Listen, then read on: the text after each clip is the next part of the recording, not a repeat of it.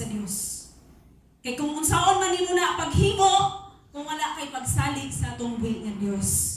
No? Ningon diri sa Salmo 16:8 kung basahon.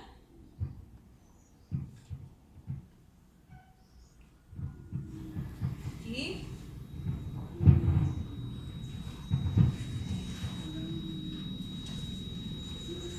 Kiringon si sa 16:8.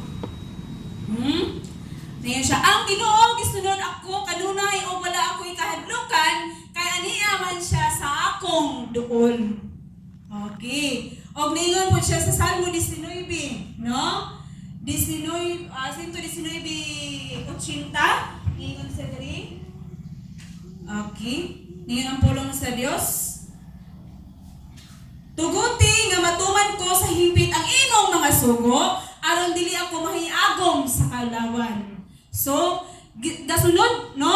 Ang mga anak sa Dios gasunod sab siya sa sugo sa Dios, sa will sa Ginoo. So, ang ingon sab sa Colosas 1:23, ningon diri.